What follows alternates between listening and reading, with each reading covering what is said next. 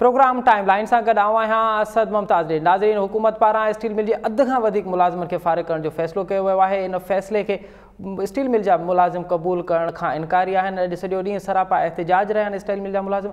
इहा ख़बर ॿुधी त हाणे नौकरी तां फ़ारिग़ कयो वियो आहे। स्टील मिल जे हिकु पोरियत पंहिंजो दम टोड़े ॾिनो आहे, पंहिंजे हुनजो फौत थी वियो आहे। अॼोके प्रोग्राम में इन ते ॻाल्हाईंदासीं त स्टील मिल खे हिन हाल में पहुचाइण खां पोइ हाणे हुकूमत ऐं अपोज़िशन वटि स्टील मिल जो हल कहिड़ो आहे। अॼोको प्रोग्राम इन ते कबो ऐं गॾोगॾु कबो त PDM जो मुल्तान वारे जलसे खे अॼु कारकुन सभु रुकावटूं टोड़े जलसे गाह अची चुका आहिनि। हुकूमत ऐं अपोज़िशन वटि प्लान A, प्लान B ऐं प्लान C कहिड़ो आहे। अॼोके प्रोग्राम में इन ते पिणु ॻाल्हाइबो, पर सभ खां पहिरियां ॻाल्हाइबो स्टील मिल जे मुलाज़िमनि ते। हिन वक़्तु असांखे प्रोग्राम में जॉइन कयो आहे मोहम्मद इब्राहिम ख़ान, पाण तहरीक इंसाफ़ जा MLA आहिनि। हुन सां गॾोगॾु डॉक्टर शाहिदा रहमानी, उहा पीपल्स पार्टी जी MLA आहे, क़ौमी असम्बली जी रुकन आहे। हुन सां गॾोगॾु डॉक्टर निसार चीमा, पाण नून लीग जा MLA आहिनि। मोहम्मद इब्राहिम खान साहब, आपसे प्रोग्राम का आगाज़ करते हैं। आपका तो वादा था कि हुकूमत तहरीक इंसाफ की हुकूमत शहरियों को नौकरियां देगी, लाखों की तादाद में नौकरियां देगी, लेकिन आपकी हुकूमत के आते हुए स्टील मिल के आधे मुलाजमों को फारिग कर दिया, ऐसा क्यों?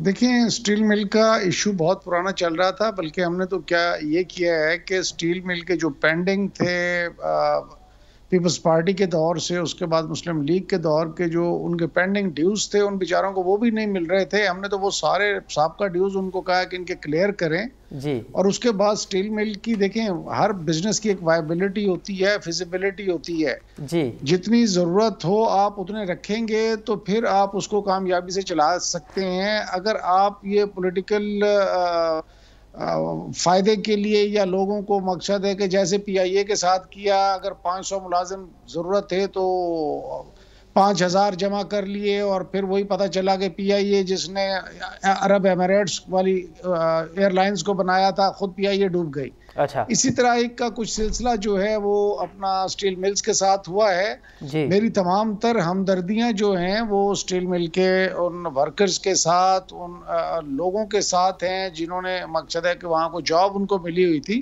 लेकिन ये सारे अरेंजमेंट जो थे ये टेम्परेरी अरेंजमेंट थे, डंग टपाऊ काम था, लोगों को खुश करने के लिए। ठीक है जी, गवर्नमेंट के खाते से जा रहा है। अच्छा। फिर अरबों रुपए के नुकसानात हुए। हर चीज को मैनेज करने का एक प्रॉपर तरीका होता है। जब तक उसके मुताबिक आप नहीं चलाएंगे तो वो जो इंस्टीट्यूशन है, वो इदारा जो है, वो कामयाबी से जो है वो नहीं चल सकता। तो अब कोई और हल नहीं आप समझते हैं कि हुकुम बस मुलाजमों को फारिग करना है और प्राइवेटाइज करना है इदारे को? नहीं, और कोई ऐसी बात नहीं है। देखें, हमने अभी जो है आपकी कंस्ट्रक्शन इंडस्ट्री को इंसेंटिवाइज किया है। उसको वो बूम कर गई है इस वक्त, अल्हम्दुलिल्लाह। अच्छा। उसके बाद अभी हमने टेक्सटाइल को किया है, उनको इंसेंटिव्स दिए हैं। इस वक्त फैसलाबाद में ये पोजीशन है कि वो कह रहे थे कि जी हमारे पास हम शॉर्ट हैं 25% लेबर से। अच्छा। जब हमने कहा था कि हम 1 करोड़ नौकरियां देंगे, नौकरियों का मकसद होता है कि आप जॉब क्रिएशन करते हैं, जॉब अपॉर्चुनिटीज के लिए एनवायरनमेंट बनाते हैं कि जहां पर लोगों को मैक्सिमम मौके मिले नौकरी करने के। ये नहीं होता कि गवर्नमेंट की नौकरी का मकसद नौकरी होता है, बाकी नौकरी नहीं होती। जॉब क्रिएशन जो है वो हमेशा दुनिया के किसी मुल्क में आप उठा के लेते हैं, वो प्राइवेट सेक्टर में होती है। गवर्नमेंट का काम होता है कि प्राइवेट सेक्टर में हालात ऐसे बना दे कि लोग ज्यादा से ज्यादा काम कारोबार में लगे और वो फिर इंडस्ट्री लगे। इंडस्ट्रियलाइजेशन जब होती है तो उससे जाहिर है फिर नौकरियां और लोगों के रोजगार का जरिया बनता है। ठीक है। डॉक्टर शाहिदा रहमानी साहब, इब्राहिम साहब तो ये कह रहे हैं कि अब जो जिस तरह से स्टील मिल को चलाया गया है माजी में, वो सुइटेबल नहीं था, वो इसीलिए अब इस तरह के फैसले करने पड़ रहे हैं। पर माजी में आपकी हुकूमत रही है, स्टील मिल को आप देखती रही हैं, क्या कहेंगी आप? बहुत शुक्रिया। देखें कि सबसे पहली बात तो ये कि steel mill Pakistan people's party Sheikh Zulfikar Ali Bhutto का वजीम कारनामा था, जिसको रशिया की मदद से उन्होंने एक बेहतरीन यहाँ कराची में एक बड़ा कारखाना लगाया, जिससे हजारों लोगों को ना सिर्फ रोजगार मिला, ये एक बेहतरीन मुनाफे में चलने वाली स्टील मिल थी। लेकिन उसके बाद जो इसके साथ हशर किया गया, यही वो लोग हैं जो ये कहते थे ये जो मुख्तलिफ हुकूमतों का हिस्सा रहता है, फिर लूट मार करके आज PTI के अंदर जो जमा है, ये इनके असद उमर साहब के स्टेटमेंट निकाल लें, आरिफ अलवी साहब के स्टेटमेंट निकाल लें, इमरान खान साहब के स्टेटमेंट निकाल लें।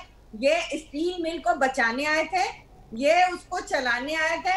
इन्होंने कहा था हमारे पास वो बड़ा प्लान है जिससे हम स्टील मिल के में से किसी को बेरोजगार नहीं होने देंगे, इसका पहिया नहीं रुकने देंगे, इसको बंद नहीं होने देंगे। और हम इस स्टील मिल को चलाकर दिखाएंगे, इस पीआईए को खसारे से निकाल कर दिखाएंगे, इस रेलवे को खसारे से निकाल के दिखाएंगे और 1 करोड़ नौकरियां देंगे। ये 1 करोड़ नौकरियां क्या देंगे? इन्होंने इदारों से लोगों को निकालना, मैं सब अल्फाज में मुजम्मत करती हूँ, स्टील मिल से जिस बेरहिमाना तरीके से लोगों को निकाला गया नौकरियों से, पीआईए से, रेडियो पाकिस्तान से, तमाम इदारों से, ये इन लोगों को निकाल रहे हैं, लोगों को बेरोजगार कर रहे हैं। एक तो महंगाई का सुनामी लेकर आए, टैक्सेस की भरमार लेकर आए, आज मईशत तबाही के दहाने पे खड़ी है। और आज जो है इस महंगाई के दौर में आपने स्टील मिल के लोगों को और मजदूरों को जिस तरीके से जबरन बेदखल किया है, ये आइन और कानून के खिलाफ है। आप तो इदारों को चलाने आए थे, आप तो इदारों को तरक्की देने आए थे, आपके तो वादे थे। लेकिन शाहिदा साहिबा, पीटीआई की हुकूमत तो ये इल्ज़ाम लगा रही है ना कि इन्होंने माजी की हुकूमतों ने इतनी ज़्यादा भर्तियां की हैं, एक्स्ट्रा ऑर्डिनरी भर्तियां की हैं कि अब इदारा चलने के काबिल ही नहीं है।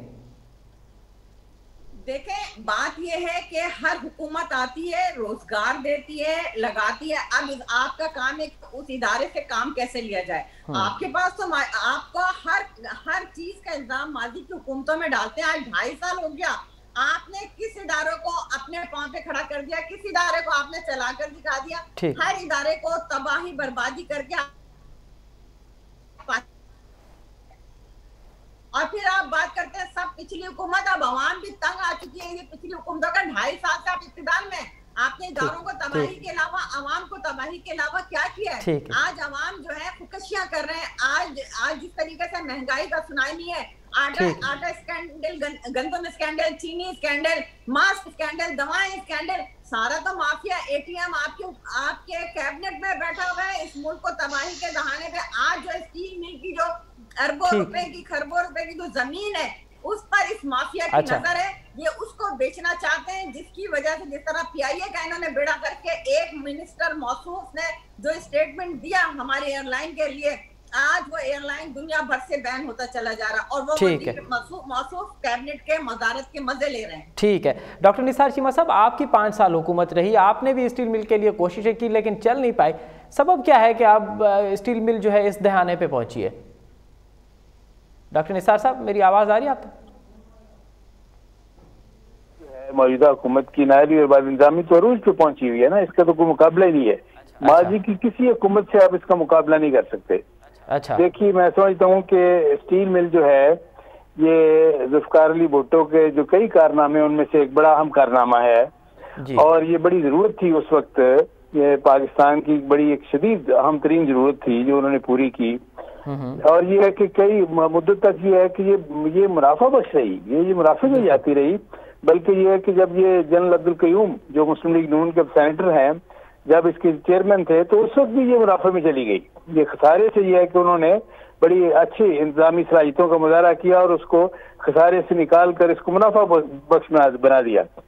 लेकिन ये है कि अब तो इन्होंने ये देखें, जिस तरह हमारी बहन डॉक्टर शाहिदा रहमानी फरमा रही थी कि इन लोगों ने जो वादे किए थे 1 करोड़ नौकरियां और 50 लाख घर, इन्होंने कोई वादा पूरा नहीं किया। बल्कि ये है कि एक मजाक बना हुआ है कि जो भी इमरान खान ने जो वादा किया, आप ये समझ लें, ये टेकन फॉर ग्रांटेड कि वो जो है उसकी खिलाफ वर्जी उन्होंने लाजमी करनी है। कोई वादा इफा नहीं होगा, कोई वादा पूरा नहीं होगा।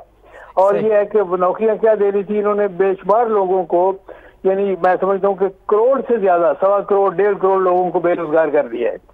स्टील मिल जो है इनकी बदइंतजामी का वो बहुत सबूत है, जो जिस तरह ये कर रहे हैं हर इदारे के साथ, मईशत समेत हर इदारे को इन्होंने तबाह कर दिया है। इसी वजह से लोग ये समझने में हक बजानिब हैं और पब्लिक परसेप्शन भी ये है कि ये कोरोना जो है बिलाशुबा इस वक्त बड़े खतरनाक वबा है, लेकिन उससे 100 गुना 1000 गुना ज्यादा खतरनाक जो है पीटी हुकूमत का अजाब है। और इस अजाब से निजात दिलाना जो है अब वक्त की अहम तरीन जरूरत है। अच्छा, ठीक है डॉक्टर निसार साहब, मोहम्मद इब्राहिम साहब और डॉक्टर शाहिदा रहमानी साहब, आप हमारे साथ ही रहेगा। यहाँ लेते हैं छोटा सा ब्रेक और ब्रेक के बाद प्रोग्राम में दोबारा हाजिर होंगे। नाज़रीन, प्रोग्राम एक दफ़ो बीह रहा कि भलीकार वक्फे का वैसा गला रहा स्टील मिल जी सूरत हाल ते डॉक्टर शाहिदा रहमानी जो ये चवण हो तो इन हुकूमत वायदो कयो नौकरी ॾियण जो। डॉक्टर आरिफ अलवी असद उमर जो स्टेटमेंट उहे मौजूद हैं जिनमें चयो तो मुलाज़िम के फारिग न कंदासीं, हाँ फारिग कयो पियो वञे। जी मोहम्मद इब्राहिम साहब, डॉक्टर शाहिदा रहमानी तो ये कह रही थी कि आप तो बार बार ये वादे कर रहे थे, आरिफ अलवी साहब ने भी वादे किए थे, असद उमर साहब ने भी वादे किए थे, और आप जो माजी की हुकूमतों पे इल्ज़ाम लगा रहे हैं, 2.5 साल में आपने स्टील मिल के हवाले से जो ये हाल किया है स्टील मिल का, उसका जवाब कौन देगा? देखें, सबसे पहली बात तो ये है कि हमारे 2.5 साल के वादे इनको इतने चुभ रहे हैं कि एक को 50 साल हो गए हैं और एक को 35 साल हो गए हैं। हमारे दोनों ऑनरेबल जो पार्टिसिपेंट्स हैं इनकी जमातों को जी। इन्होंने 50 साल पहले रोटी कपड़ा और मकान का वादा किया था, आज तक वो वादा पूरा हुआ?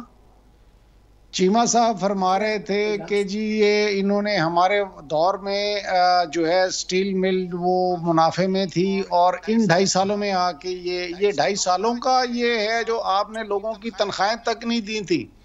अच्छा। ये इनका किया धरा है। पिछले 35 से 50 साल के दौरान इन्होंने हर इदारे को तबाही के दहाने पे पहुंचाया, उसको पॉलिटिसाइज किया है, वहां पर जरूरत से ज्यादा भर्तियां करके अपनी तरफ से लोगों का वोट बटोरने के लिए ये सारा कुछ किया है। मैं समझता हूं ये बिल्कुल सही फरमा रहे हैं चीमा साहब के कोविड इस वक्त आया हुआ, ये अब नहीं आया, ये पहला कोविड आया था कोविड 70। अच्छा। जब पीपल्स पार्टी इक्तदार में आई, उसके बाद कोविड 85 आया जिसमें नून लीग आई। अच्छा। और अब कोविड 19 आ गया है। अच्छा। तो हम इन तीनों कोविड से निपटने के लिए जो है इस वक्त नमर आजमा है। अच्छा। और कोशिश कर रहे हैं इनसे मुल्क और कौम की जान छुड़ाई जाए। अगर इन्होंने कुछ बेहतर परफॉर्म किया होता तो लोग इन दोनों को मुस्तरद करते हैं 2018 के इलेक्शंस में। अब 35-40 साल का बिगड़ा हुआ एक निज़ाम और मुआशी तौर पे तबाह हाल मुल्क को सुधारने में, जहां 35 साल इन्होंने उसको लूटने में और चीर फाड़ करने में लगाई है, कम से कम 5 साल उसको दुरुस्त करने में तो लगेंगे भैया। अच्छा। ये तो ऐसे है किसी के घर में डकैती पड़ जाए, अगले बर्तन तक उठा के ले जाएं। नया वहां पर आदमी है तो उस बेचारे को एक एक चीज खरीद के दोबारा रखनी पड़ रही है उस घर को आबाद करने के लिए। अब वही के जो है हमें ताने दे रहे हैं जिन्होंने इस गुलशन को उजाड़ा है, आज हमें ताने दे रहे हैं जी स्टील मिल ये हो गई, फलां ये हो गया। भाई हमें 5 साल अवाम ने दिए हैं, हमारे 5 साल ये मुकम्मल होने दें। इंशाअल्लाह ताला हमारी परफॉर्मेंस को देख के अगर हमारी परफॉर्मेंस बेहतर हुई 5 साल में तो लोग हमें दोबारा वोट देंगे। ठीक है। अगर हमारी परफॉर्मेंस नहीं हुई तो नहीं देंगे। लेकिन इनको खुलबुली मची हुई है। असल मसला इनका ये नहीं है। अच्छा। असल मसला इनका बेसिकली ये है कि ये किसी तरीके से गवर्नमेंट चली जाए, वरना इनके कोई लीडरशिप में से बाकी बंदा नहीं बचेगा। अच्छा। जो जेल में ना हो, क्योंकि इन्होंने मासिवे करप्शन के कोई और रास्ता इनके पास ढूंढा ही नहीं है इन्होंने, चले पाकिस्तान को लूटने के अलावा। ठीक है। डॉक्टर शाहिदा रहमानी साहिबा, इब्राहिम साहब तो कह रहे हैं कि असल मसला हुकूमत का है, स्टील मिल और बाकी इदारों का जो हाल इन्होंने किया है वो आवाम के सामने। ये बताइए कि आप 5 साल वफाकी हुकूमत में रही हैं, आखिर स्टील मिल चला क्यों नहीं उस 5 साल की हुकूमत में? जी बहुत शुक्रिया। देखें जी अभी जिस तरीके से ये बात कर रहे थे, मुझे आवाज नहीं आ रही इनकी, पुरानी कैसेट हो गई है, लूट खसोट। इन्होंने सारे लूटने खसूटने वालों को तो अपनी कैबिनेट में है, वो आज सारे डाकू इनकी कैबिनेट में बैठे हैं। और वो डाकू इस मुल्क को जो नाकाबिले तलाफी नुकसान पहुंचा रहे हैं, आज इस मुल्क की जड़ों को खोखला कर दिया। इस मुल्क को 2.5 साल में दिमक की तरह खा गए। वही लोग हैं जिन्होंने इस मुल्क की स्टील मिल को यहाँ तक पहुंचाया। और अभी ये बात कर रहे थे पीपल्स पार्टी ने 50 सालों में क्या दिया। पीपल्स पार्टी ने इस मुल्क को जो कुछ दिया वो आप उसका तस्वुर नहीं। हमने इस मुल्क को पार्लियामेंट दी, हमने इस मुल्क को आइन दिया, हमने इस मुल्क में जमहूरियत दी। आज अगर आप पार्लियामेंट में बैठे हैं तो ये पाकिस्तान पीपल्स पार्टी के मरूने मिन्नत बैठे। 50 साल की जो हमारी जद्दोजहद की लाजवाब कुर्बानियां हैं वो किसी पार्टी में नहीं मिलती। हमने इक़्तिदार उसमें क्या किया है, इतना हमें एक दफा 5 साल का इक़्तिदार मिला है, एक दफा 4 साल का मिला, एक दफा इस तरह हमें 1.25 साल और 1.5 साल का इक़्तिदार मिला। आप उसकी क्या बात करते हैं? हमने तो पूरी जद्दोजहद की, हमारे लीडरों ने कुर्बानियां दी, फांसी पे लटक के घरों से नहीं भागे, दीवारें फलांग के नहीं भागे। आपकी क्या जद्दोजहद है कि एक दिन अगर पुलिस घर पहुंच जाए तो लीडर घर से भाग जाता है? हमने तो फांसी के फंदों को चूम के लगाया है। इस मुल्क में अगर आज स्टील मिल रहा है तो वो पाकिस्तान पीपल्स पार्टी ने दिया। हाँ, ये हमारा जुर्म है, हमने लोगों को रोजगार दिया और देते रहेंगे। और यही वजह है कि आज पाकिस्तान के अवाम खैबर से कराची तक पाकिस्तान पीपल्स पार्टी के साथ खड़े हैं। आप इलेक्शन कहते हैं, झरना इलेक्शन, जिसको आपने जिस झरना इलेक्शन जिसके 2018 में मेजॉरिटी भी नहीं ले सके। आपको लोगों ने एतमाद ही नहीं किया, आपको सिलेक्टेड है, सिलेक्टर्स ने आपको सिलेक्ट करके दिया, वो भी आपकी हुकूमत नहीं चल रही, वो भी मांगे तांगे की है, वो भी उन करप्ट लोगों की है जो मुख्तलिफ पार्टियों में डाकाज़नी करके आज आपके साथ। शाहिदा साहिबा अब स्टील मिल कैसे चलेगा? सवाल तो ये था कि अब इसको चलाना क्या है आपके पास? तो यही पूछ रही हूँ कि कल तक असद उमर, आरिफ अलवी, इमरान खान कहते थे हम एक शख्स को बेरोजगार नहीं होने देंगे, हम स्टील मिल चला के दिखाएंगे, आप अपना वादा तो पूरा करें।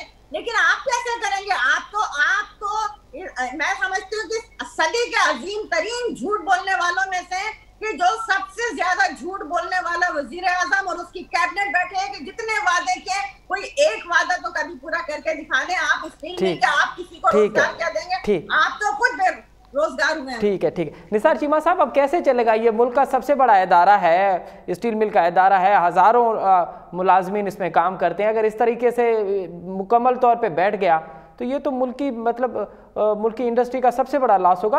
हल क्या है आपके तमाम तरह अपोजिशन के पास? हल क्या है? हुकूमत के पास हल क्या है? आपके पास हल क्या है? अब किस तरह से ये चलाना है?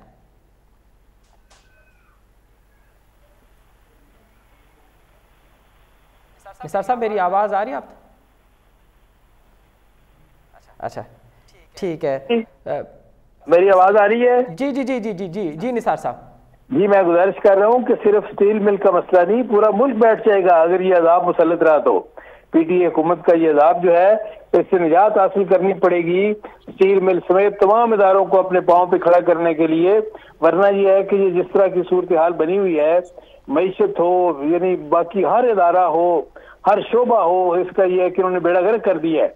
ये सच्ची बात ये है कि एक हंसता बसता चमन था जब ये कि हमने इनको हैंड ओवर किया। जीडीपी ग्रोथ 5.8 पे थी, इन्फ्लेशन सिर्फ 4 पे थी जो 3 गुना बढ़ गई। जीडीपी ग्रोथ हमारी तारीख की लोएस्ट लेवल पे आ गई, -0.4 पे। अंदाजा कर लें, ये अपनी नालियों के मलबे पिछली हुकूमतों पे डालते रहे हैं।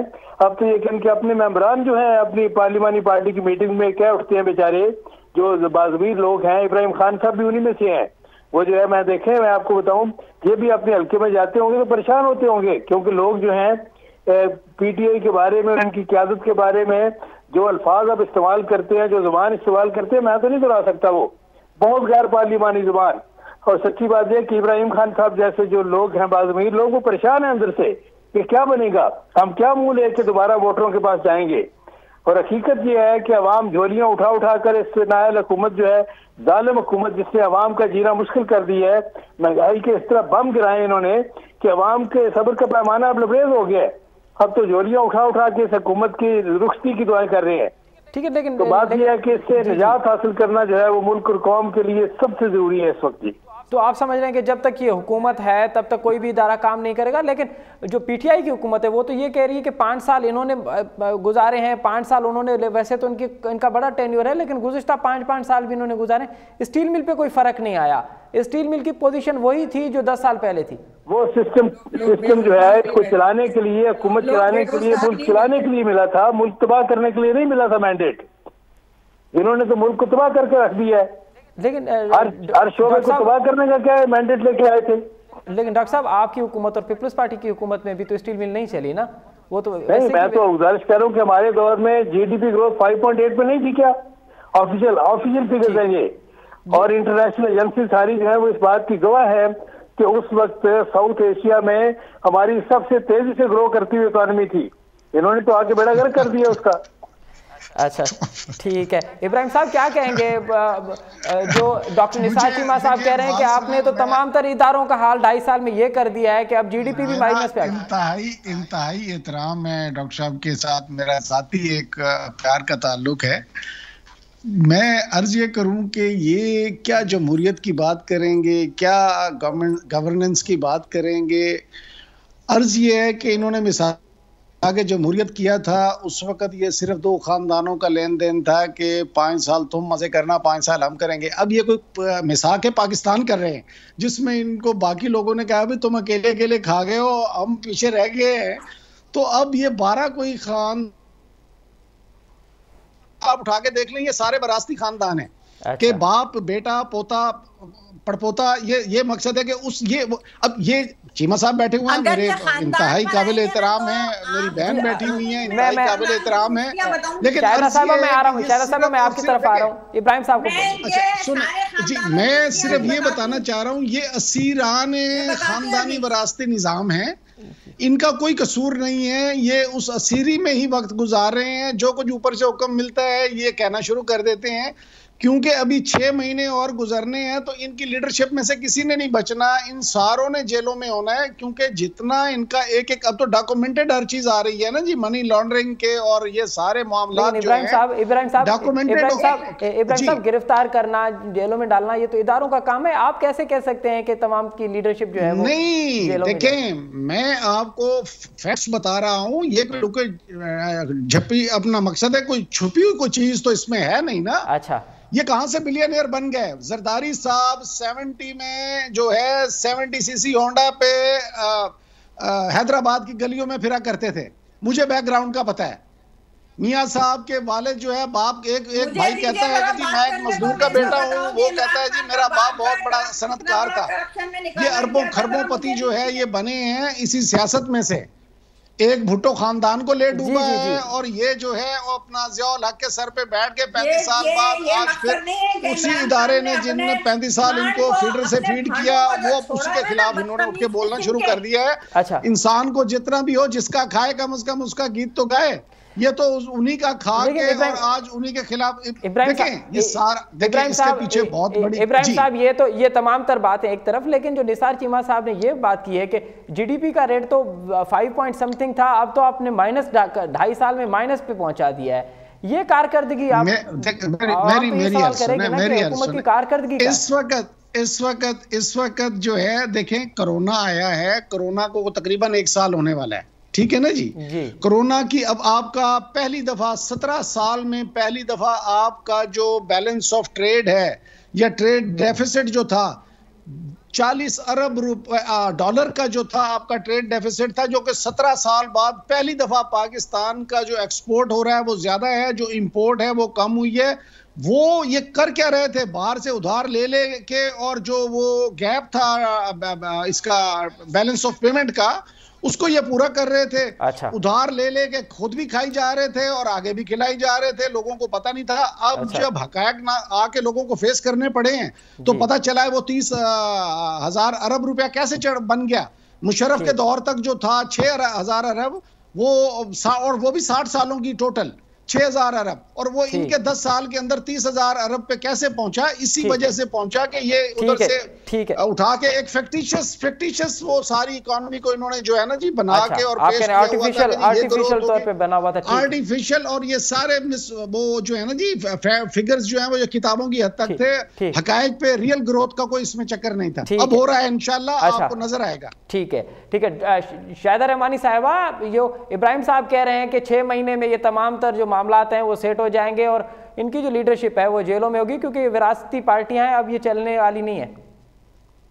देखिए जी, सबसे पहले तो इब्राहिम साहब को ये पता होना चाहिए कि पाकिस्तान पीपल्स पार्टी को जनरल ज़ियाउल हक जैसा आमिर ना तो झुका सका, ना ही उनके हौसलों को डगमगा सका, ना परवेज मुशर्रफ, और ना इन परवेज मुशर्रफ और जनरल ज़ियाउल हक की बाकियात हमें इस तरह से जेलों से डरा सकते हैं। डरने वाले ये खुद हैं। इन्होंने जो मुल्क की मईशत का हशर किया, ये बात कर रहे थे इमरान खान का बाप करप्शन में निकाला गया था, वो इमरान खान जिसके माँ जब बीमार थी तो इलाज कराने के पैसे नहीं थे, आज उसके पास इतने अरबों और खरबों रुपए उसकी बहनों के पास कहां से आ गए, जिनके अमेरिका से लेके दुबई से लेके सारी जगह उनके अपार्टमेंट पुरताइश इलाकों में महंगे तरीन, और जब उसको एक्सेप्ट करके यहाँ पर वो जो आपकी फॉरेन फंडिंग केस है क्यों नहीं खोल रहे हैं, मालम जब्बा केस क्यों नहीं खोल रहे, प्राइम मिनिस्टर जो आपने पार्लियामेंट में हमने किए, जो लॉ एंड ऑर्डर को आपने तोड़ा, उन तमाम केसेस को क्यों पेंडिंग में डाला हुआ है? आपने तो जो आपकी अलीमा बाजी ने जो जिस तरीके से करप्शन किया और एडमिट किया, उसका जुर्माना अदा किया, और फिर वो पाक और पवित्र आप बात करेंगे। जरदारी एक कबीला, एक खानदान है जिसका नाम है जरदारी। अगर आपको पता हो तो जरदारी के मायने क्या होते हैं, और वो हाकिम अली जरदारी सरदार का बेटा था, अकलौता बेटा, जिसने कैडेट कॉलेज से तालीम हासिल की। आप कहते हैं गाड़ी में घूमता था, वो तो इमरान खान से पूछा जिसकी माँ के इलाज के लिए पैसा नहीं था। ठीक है, ठीक है, ठीक है। डॉक्टर निसार सिंह, जिसने अभी 40 अरब का चूना लगाया गंदम स्कैंडल में, चीनी स्कैंडल में 40 अरब रुपए के चूने, और आप कहते हैं करप्शन तो इस वक्त मुल्क में अरूज पर पहुंची हुई है। आप बात करते हैं करप्शन की, इस वक्त आप हमें जेलों से नहीं डरा सकते। आप डरें, आप उस वक्त से डरेंगे जब आवाम का ये ठाटे मारता समंदर आपके ऐवानों तक पहुंचेगा और आपको ऐवानों से बाहर कर देगा। ठीक है डॉक्टर निसार चीमा साहब, इब्राहिम साहब कह रहे हैं कि क्योंकि आपकी पिछली हुकूमत आर्टिफिशियल उन्होंने इकोनॉमी बनाई हुई थी, उनके जो काम थे उधार पे पैसे लेते थे और उधार में चले जाते थे और आवाम को कुछ दिखाते थे, इसलिए जीडीपी जो थी वो अब हकीकी माना में जीडीपी ग्रोथ करेगी। एक तो ये, और दूसरा ये बताइए कि मुल्तान जलसा होगा, आपका क्या प्लान है? अगर लीडरशिप गिरफ्तार हो जाती है तो फिर plan A, plan B, plan C क्या होगा अपोजिशन का? गुजारिश ये है कि अगर अपोजिशन को ये जेलों में डालने से मुल्क का निजाम ठीक कर सकते तो सोबर करें। ये अब तक डालते रहे, कितना निजाम इन्होंने ठीक कर लिया है, मैशत कितनी बेहतर हो गई है। देखिए अपोजिशन लीडरशिप जो है वो जेलों में है, बेशतर लोग उनकी जेलों में रहे हैं या अब तक हैं, तो ये है कि ये कितनी इन्होंने सिस्टम को ठीक कर लिया, कितनी इंप्रूवमेंट की है। बात ये है कि ये अपना शौक पूरा कर लें। इनके लीडर जो हैं पीटीआई के जो कायद हैं माशाल्लाह, वो तो देखें ये जो है नायली और बदनामी के साथ साथ जो एक माइंड सेट है ना, बड़ा नैरो माइंडेडनेस, वो एक इंतकाम की आग में जल रहे हैं मुसलसल। इन्होंने दरअसल ये है कि इनके लीडर ने जो ट्रेनिंग दी है अपने वर्कर्स को, चंद लोग बचे हैं उसमें से, वो जो है इब्राहिम खान साहब जैसे जो लोग हैं जो अभी अखलाकी कदरों पे बिलीव करते हैं, वरना तो ये जो कंटेनर से उन्होंने ट्रेनिंग दी है अपने कारकुनों को, देखें ये है कि वो सच्ची बात ये है कि जो अखलाकी कदरें होती थी, मशरकी रवायात थी, सियासतदानों में एक रख रखाव होता था, फराख दिली होती थी, मुरम्मत होती थी, उन सब का इन्होंने ये है कि उसको पामाल करके रख दिया। तमाम अखलाकी कदरों को, तमाम जो वफादारी थी, रख रखाव था, फराख दिली थी, उसका ये बेड़ा गर्क करके रख दिया है। अब तो ये है कि ये पीटीआई हुकूमत जो है किस चीज से इबारत है, इंतकामी ज़हनियत से, नायली से, बदनिज़ामी से। इससे क्या सिस्टम ठीक होगा? बात यह है कि ये काश के ये कोई एक काम, ये देखिए मुझे बता दें 2.5 साल में पब्लिक को, आवाम को कोई रिलीफ इन्होंने दिया हो। देखिए अवाम जो अपोजिशन के साथ जो चाहे करें, भाई अवाम के साथ तो ये जुल्म ना करें, ये जुल्म बंद करें जो आपने किया है। देखिए अगर अवाम के साथ ये मुखलिस हैं तो फिर ये है कि देखिए मैं आपको एक तजवीज़ देता हूँ, इब्राहिम खान साहब जो है अपने लीडर से ये कहें कि मेहरबानी करके हम ये है कि इस बिना पे, इस शर्त पे हम जा सकेंगे अवाम के साथ वोट लेने के लिए कि जिस लेवल पे, जिस सतह पे कीमतें हमें मिली थी 2018 में, अगस्त 2018 में जब हमारी हुकूमत आई थी, उस सतह पे अब ले आए। अशाए खुर्दनोश की कीमतें, गैस की, बिजली की कीमतें, पेट्रोल की कीमत और डॉलर को सतह पे ले आए, तो मैं समझता हूँ कि ये नीतिन को हुकूमत करने का हक हासिल होगा। अगर वो नहीं है तो फिर ये है कि फिर ये हीले बहानों से ये काम नहीं चलेगा। अब अवाम जो है इनको मजीद बर्दाश्त करने के लिए तैयार नहीं होगी। ठीक है निसार साहब, अगर मुल्तान वाले जलसे से पहले आपकी लीडरशिप, पीडीएम की लीडरशिप गिरफ्तार हो जाती है, आपके पास प्लान क्या है? क्या हर सूरत में जलसा होगा? क्या होगा? प्लान ए क्या है, बी क्या है, जरा ये बताइए। कौम की गालिब अक्सरियत जो है वो जो है वो देखें, जिस तरह मैंने कहा उनके सब्र का पैमाना लबरेज हो चुका है। लोग जोक दर जोक आ रहे हैं। लोग ये है कि सच्ची बात ये है कि इनके करतूतों की बिना पर, इनकी हरकतों की बिना पर, इनके मजालिम जो महंगाई की शक्ल में जो आवाम पे ढाए हैं इन्होंने, उसकी बिना पर लोग आ रहे हैं जोक दर जोक। तो सच्ची बात यह है कि वो तो आप ये सारी क़यादत को भी जेल में डाल दें, तब भी क्या आवाम का गुस्सा इससे कम होगा या मजीद बढ़ेगा? मुल्तान वाला जलसा होगा हर सूरत में, आप ये कह रहे हैं? बिल्कुल होगा, क्यों नहीं होगा। ठीक है इब्राहिम साहब, क्यों रुकावटें डाल रहे हैं आप मुल्तान वाले जलसे में? बाकी शहरों में भी तो पीटीएम ने जलसे किए हैं, मुल्तान में मसला क्या है? देखें, हकीकत जो है उसको इंसान को ज़ातियात में आके और अपने ज़ाती मफाद के मामले पे आके पूरी कौम को, पूरी मुल्क की सालमियत को, हर चीज़ को दाव पे लगाने के लिए ये तैयार हैं, क्योंकि इनको पता है कि एंड रिजल्ट क्या होने वाला है।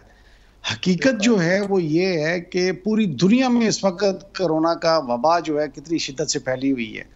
हम इनको कोई गिरफ्तार नहीं कर रहे। अच्छा। हमने इनको कहा है कि देखें आप रैलियां ना निकालें, आप ये जितने आपने जलसे खेलने हैं, हमने आपसे बहुत ज्यादा जलसे खेले हैं, लेकिन हुकूमत ने हमेशा अपनी मुद्दत पूरी की है। आप 2 महीने ठहर जाएं, 4 महीने ठहर जाएं, जो ही ये कोरोना का वबा का मामला खत्म होता है आप जितने मर्जी जलसे करें।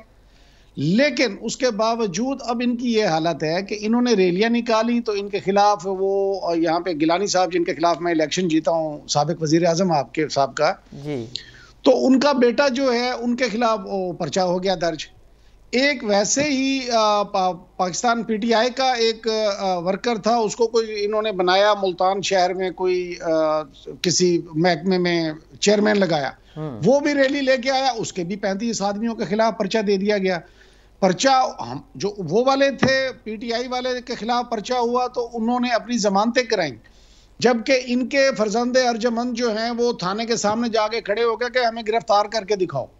तो उन्होंने कहा कि जी आपके खिलाफ पर्चा है, ये आप कैसी बात कर रहे हैं। इनका असल मकसद ये है कि हमें किसी बहाने, हीले बहाने से ये गिरफ्तार करें ताकि हम कल को लोगों को कहेंगे जी देखें जी लीडरशिप को गिरफ्तार कर लिया था इसलिए लोग कहां से आते, वो देखें जी कंटेनर लगा दिए थे तो लोग कहां से आते। अब अगली इनकी मकसद स्ट्रेटेजी ये होगी। मैं आपको अर्ज कर रहा हूँ आपकी स्ट्रेटजी क्या है, हुकूमत की स्ट्रेटजी क्या है? वो तो कह रहे हैं हर सूरत में जलसा होगा।